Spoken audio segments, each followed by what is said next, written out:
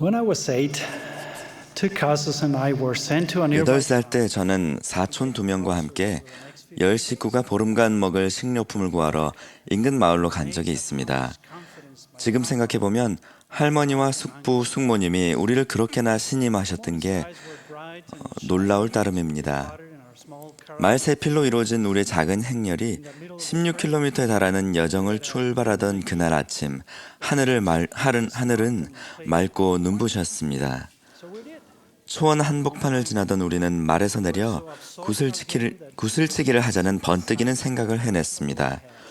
우리는 놀이에 열중한 나머지 먹구름이 하늘을 뒤덮으며 머리 위로 들이운 시대의 표적을 보지 못했습니다. 상황을 깨달을 즈음에는 말에 올라탈 시간도 없었습니다. 폭우와 우박이 세차게 퍼부었고 우리가 고작 생각해낸 대책은 말 안장을 내려서 조그만 안장용 깔개를 우산처럼 쓰고 그 아래 숨는 것뿐이었습니다. 우리는 말을 그대로 두고 춥고 젖은 몸으로 최대한 빨리 움직이려 애쓰며 길을 재촉했습니다. 목적지에 거의 다다랐을 때 마을로 들어가는 넓은 도로는 홍수가 나 있었는데 마치 우리를 향해 흘러오는 강처럼 보였습니다. 할 수 있는 선택은 안장 깔개를 버리고 마을 둘레에 쳐놓은 철조망 담장으로 올라가는 것뿐이었습니다. 늦은 밤 우리는 피곤하고 지치고 흠뻑 젖은 채 마을로 들어가 첫 번째로 보이는 집에 몸을 의탁했습니다. 그 착한 가족은 몸을 말리게 해주고 맛있는 샌드위치도 먹여주고 우리가 있던 방에 잠자리도 깔아주었습니다. 그 방이 흙바닥이라는 것을 금세 알아챈 우리에게 번뜩이는 생각이 또다시 떠올랐습니다. 우리는 땅바닥에 원을 그리고서 흙바닥에 쓰러져 잠들 때까지 계속 구슬치기를 했습니다. 철없던 우리는 그저 우리 생각밖에 못했습니다. 집으로 돌아와야 할 이 아이들을 절박하게 찾아 헤맬 가족들 생각은 아무도 하지 못했던 것입니다. 그런 생각을 했다면 그는 쓸데없는 일로 일정을 늦추지는 않았을 것입니다. 더 현명했다면 하늘을 올려다보고 먹구름이 모이는 것을 눈치채고 발걸음을 재촉해 폭우보다 앞서갔었을 것입니다. 지금은 좀 더 많은 경험을 해보았기에 저는 언제나 저 자신에게 이렇게 일깨워줍니다.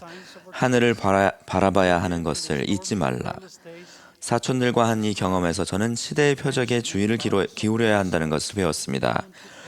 우리는 바울이 사람들이 자기를 사랑하며 부모를 거역하며 감사하지 아니하며 거룩하지 아니하며 모함하며 절제하지 못하며 쾌락을 사랑하기를 하나님 사랑하는 것보다 더하며 라고 설명했던 위험천만한 폭풍우 속에 살고 있습니다. 이런 시대에 대해 델린 H. 옥스 장로님은 이렇게 말씀하셨습니다. 우리는 세상적인 준비와 영적인 준비를 모두 해야 합니다. 소홀히 하기 쉬운 것은 잘 보이지 않고 좀 더 힘든 영적인 준비입니다. 하늘을 바라보는 일을 소홀히 하지 말라는 뜻입니다. 이 위험천만한 시대에 영적인 준비는 시급한 문제이므로 저는 아주 강력한 한 가지 시대의 표적에 대해 경고의 목소리를 높이려 합니다. 저는 직업상 첨단 기술의 최전선에 있었기에 그것의 가치, 특히 의사소통 면에서 어떤 가치가 있는지를 잘 압니다. 손가락만 움직이면 사람들이 만든 정말 많은 정보를 접할 수 있습니다. 그러나 인터넷은 추잡하고 사람을 오도하는 것들로 가득 차 있습니다. 기술은 표현의 자유를 확장시켰지만 한편으로는 클릭수에 근거한 거짓 신뢰성을 자격 없는 블로거들에게 부여하기도 했습니다. 이것이 바로 다른 어느 때보다도 더 그들의 열매로 그들을 알리라라는 영원한 원리를 기억해야 하는 이유입니다. 특히 추잡한 이미지를 보거나 그리스도와 선지자 조셉 스미스를 모함하는 사람들에게 주목하지 마십시오.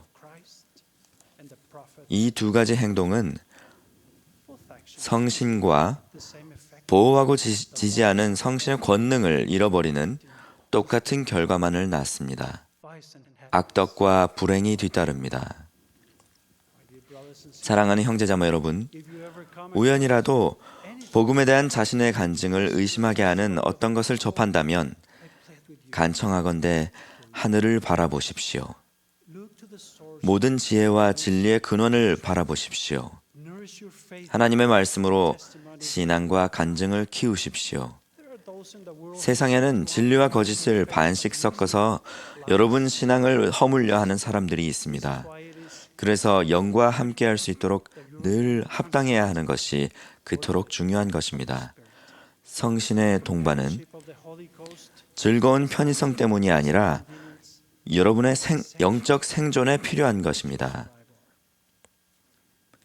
그리스도의 말씀을 소중히 간직하고 영의 속삭임에 주의를 기울인다면 여러분은 속지 않을 것입니다.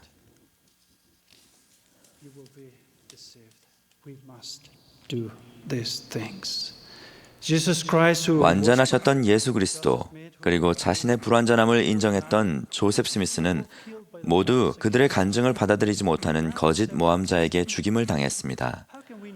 예수 그리스도는 하나님의 아들이시며 조셉 스미스는 참된 선지자라는 그분들의 간증이 참이라는 것을 우리는 어떻게 알 수 있습니까? 그들의 열매로 그들을 알리라. 좋은 열매가 나쁜 나무에서 열릴 수 있습니까? 저는 우리 구속주께서 제 죄를 용서하시고 제 멍에에서 자유롭게 해주셨으며 전에는 존재하는지도 몰랐던 행복의 상태로 데려다 주셨음을 압니다. 또한 저는 조셉 스미스가 선지자라는 것을 아는데 이는 제가 몰몬경에 있는 단순한 약속을 실천했기 때문입니다. 그리스도의 이름으로 영원하신 아버지 하나님께 간구하여보라. 너희가 만일 그리스도를 믿는 신앙을 가지고 진정한 의도를 지니며 진실한 마음으로 간구할진대 그는 성신의 권능으로 너희에게 이것의 참됨을 드러내어 주시리라. 간단히 말하면 하늘을 바라보십시오. 그리스도의 부활이나 그분의 회복된 복음의 진실성을 믿으려면 물리적인 증거가 있어야 한다고 주장하는 사람도 있습니다. 그런 분들에게는 다른 사람들이 믿지 못하도록 설득하려 했었던 코리호가 엘막에서 들은 이 말을 전해드리겠습니다. 내가 표적을 충분히 가졌거늘 내가 내 하나님을 시험하려느냐. 내게 이 모든 내 형제들과 또한 모든 거룩한 선지자들의 증거가 있거늘 내가 말하기를 내게 표적을 보이라 하려느냐. 경전이 내 앞에 놓여 있고 여러분과 제가 바로 구주의 속죄에 대한 살아있는 증거입니다. 우리는 선지자 조셉의 성역과 자신의 간증을 확고하게 지킨 초기 성도들의 충실함에 대한 살아있는 증거입니다. 예수 그리스도의 교회는 이제 온 세상에 퍼져 있으며 전례 없이 성장하여 그리스도의 시대처럼 보고 만져보지 않아도 믿는 겸손한 사람들을 맞아들이고 있습니다. 주님께서 언제 다시 오실지는 아무도 모릅니다. 그러나 지금은 위험천만한 시대입니다. 지금은 진리의 근원인 하늘을 바라보고 간증을 강하게 하여 우리가 분명히 마주하게 될 시련에 대비할 때입니다. 제 어린 시절 이야기로 돌아가겠습니다. 사촌들과 저는 찬란한 태양과 아름다운 아침 하늘을 보며 깨어났습니다. 잃어버린 새 소년을 찾아 헤매던 한 남자가 문을 두드렸습니다. 그는 우리를 말에 태우고 같은 초원을 지나 집으로 향했습니다. 돌아가면서 저는 잊지 못할 광경을 보았습니다. 밤새 우리를 찾아 헤매던 수많은 사람과 진흙탕에 빠진 트랙터와 트럭이 보였습니다. 여기서 말 한 장 하나, 저기서 말 한 피를 찾아냈던 식구들은 집으로 돌아오는 우리를 보며 안도했고 저는 그 마음과 그분들의 사랑을 느꼈습니다. 마을 입구에서 사촌들이 달려와 반겨주었고 사랑하는 할머니와 숙부와 숙모님도 앞에 계셨습니다. 그분들은 잃어버린 아이들을 찾은 기쁨에 울음을 터뜨리시며 우리를 품어주셨습니다. 이 일을 생각할 때마다 저는 사랑하는 하나님 아버지께서 우리를 생각하시는 마음을 절절하게 기억하게 됩니다. 하나님은 우리가 집으로 돌아오기만을 간절히 기다리고 계십니다. 우리 주변은 온통 폭풍이 닥칠 것이라는 표적들로 가득합니다. 하늘을 바라보고 자신을 준비하십시오. 강한 간증 안에 안전이 있습니다. 매일 간증을 소중히 여기고 키우십시오.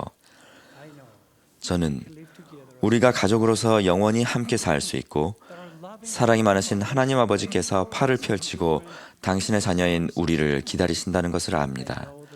우리의 구조자이신 예수 그리스도께서 살아계심을 압니다. 베드로처럼 이를 제게 알려준 이는 혈육이 아니라 바로 하늘에 계신 아버지이십니다. 예수 그리스도 이름으로 말씀드립니다. 아멘.